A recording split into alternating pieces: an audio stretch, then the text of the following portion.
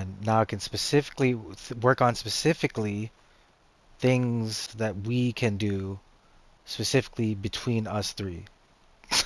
That's it. More consistent people.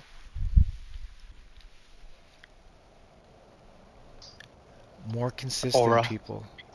Yeah, I guess so. Aura. That's where aura comes from. Consistency, man. Okay, so while I figure out what angle and what approach I'd like to take in Turtle Powers, um, Oh, I got a text message then. sick. What's called short to yourself, short to yourself, regular pass to the next man. Yeah, and robotically, we're gonna stick to 2 touches before you get it to the next man.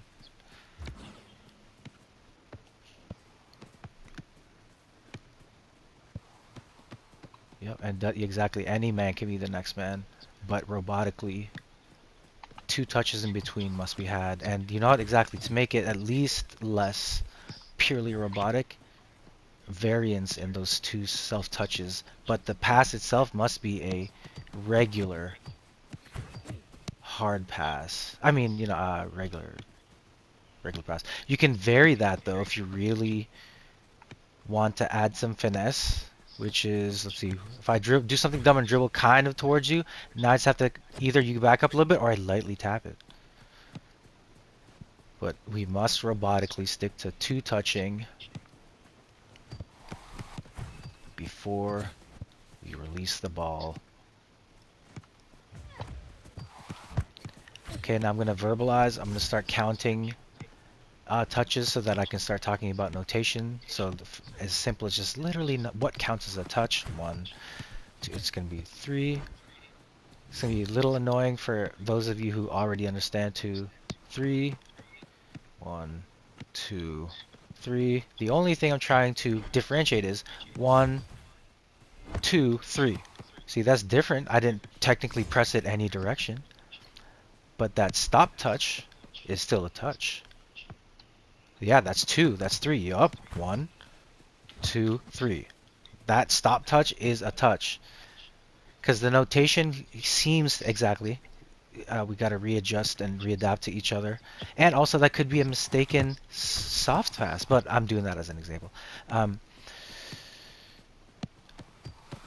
The notation is lost, and people, quote unquote, don't play the style because we count touches as different things. 2, 3. Yep. 1, 2, 3. Case in point right here. 1, 2, 3. Oh, that's still 3 touches, right? That's where the notation gets lost. And what I'm counting is this little 1. That's a touch right there. 2, 3. So if I take it even any further than yep, then the notation starts counting like 1, 2, 3, 4, 5, 6, 7, 8, 9, 10, 11, 12, 13 into a pass. Those little tiny dribbles are what I'm trying to avoid, and the most specific example, exactly, yep, of why, yeah, I'm being particular about minimizing that kind of small and smooth dribble. Is imagine if you're waiting for a cross, you cannot see what your winger's doing, and he's finding the perfect gap, which he will eventually find. With the amount of time and the amount of hesitation that it's causing you, I because you can't usually see what look at he's my doing. wingers. Pardon? I usually look at my wingers You before I must. shoot. You must. Exactly, you must. But imagine the most here, I'll give it to you. The most awkwardest angles where he cannot be in an eyesight. The only way that I can do that with at least with myself when I'm playing a single player football game, I don't need to I can literally play with my eyes closed and I'll know which guy's about to be open, is because of the number of steps I take between touches, and that will literally apply. That literally applies in real life. Number of steps between touches is the game of football. That's all it is. How many steps are you taking in between each touch, and then that determines which side of the ball you're about to be on. That determines which side of the ball you can, quote unquote, step to make your defender pump the wrong way for 1 split second to break open your space. So in order to be able to do that without looking, standardized rhythm so that you can expect windows of attempts from your person that you're trusting. Once again, I keep saying like the trust part. The trust isn't like, oh, like some, oh, it feels good to trust your fellow human beings. Although obviously it totally does. That's huge of just being fucking alive, you know. But in terms of the game, no, it's I can trust that we can literally be mute. We don't need to talk to each other. We don't even need to see each other. And we know that you're aiming for the most ethical and most effective. Effective is now becoming subjective, but ethical is slightly less. But efficiency you cannot argue with nearly as much as you can with the other two. Um, and so yeah, one way that I'm moving us towards that is by tactically is by quantifying the number of touches in between and being very specific about what a discrete 1, 2, 3 touch feels like, so that there's minimal of those interruptions where it's unknown for a second. Um, but in the same token, that doesn't mean, oh, you can only pass or shoot.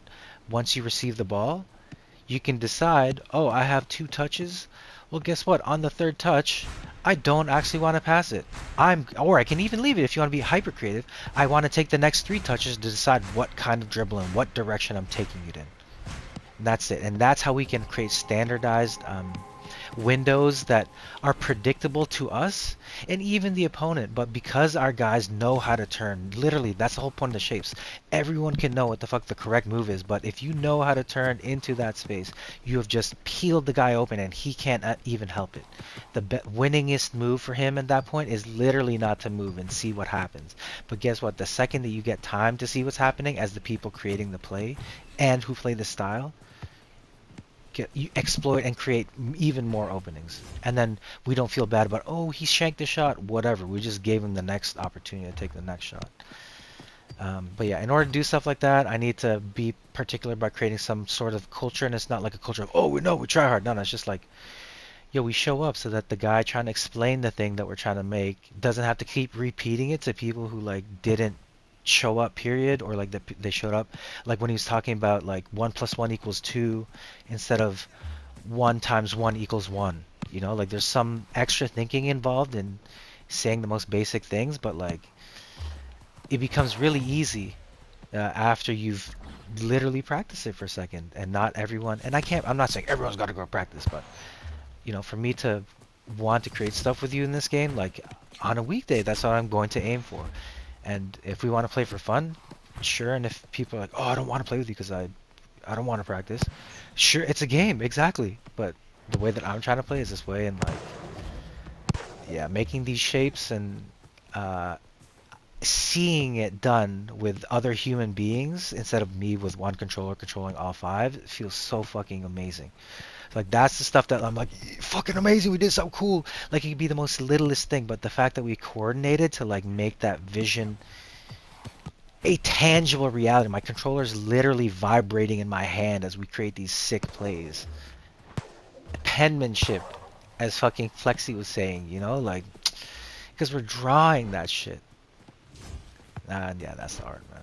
And that's the stuff like, yeah, that's why I play rematch. And so yeah, if people are not down to do that, whatever, I'll play for fun with you guys on occasion. Oh, so why I'm pumping up this idea so much right now is because I'm at a precipice. I'm at an edge of decision making where I'm deciding to only, on 3 days next week, only hold this type of practice, like a large practice where people don't just walk in.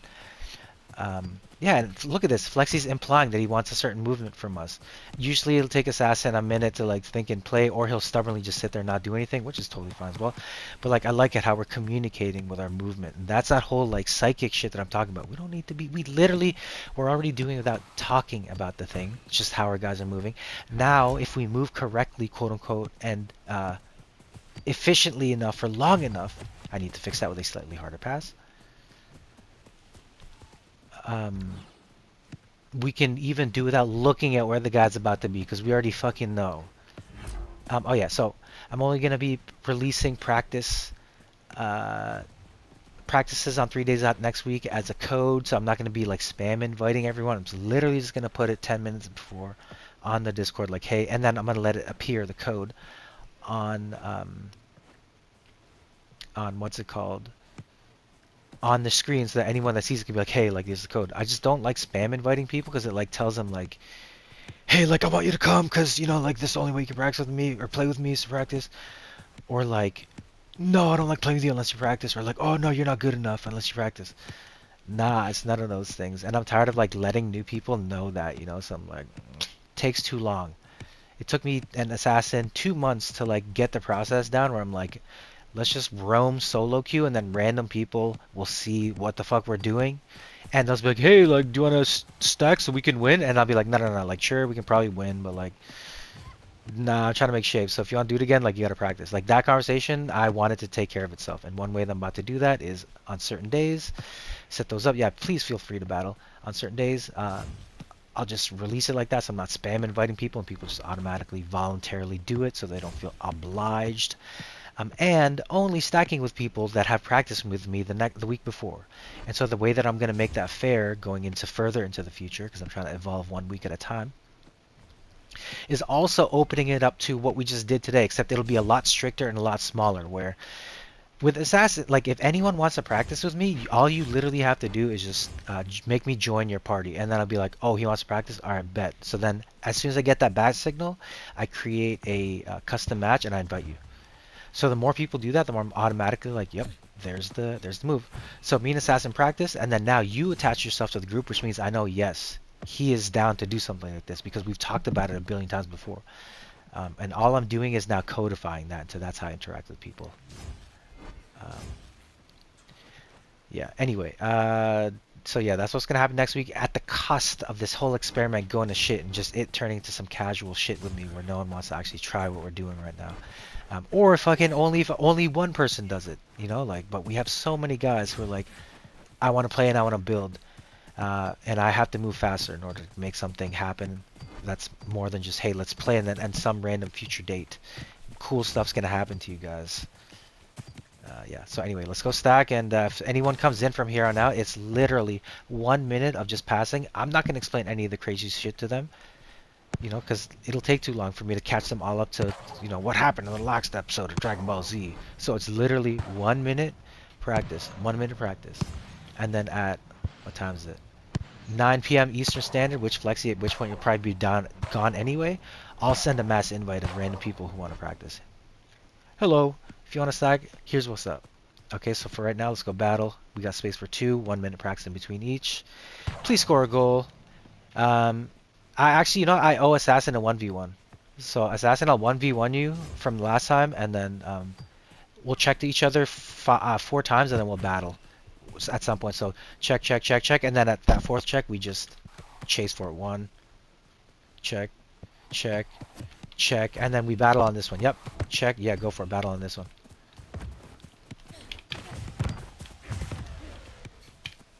Do I get a dive? I don't. Oh, do I get a dive? Yeah. Ah, lame. I got killed. Oh, what? No way. Alright, fine, fine, fine. You're playing a more difficult opponent in your mind. That's good, that's good. Alright, so I'm gonna stack with you guys and let's go out there and get it.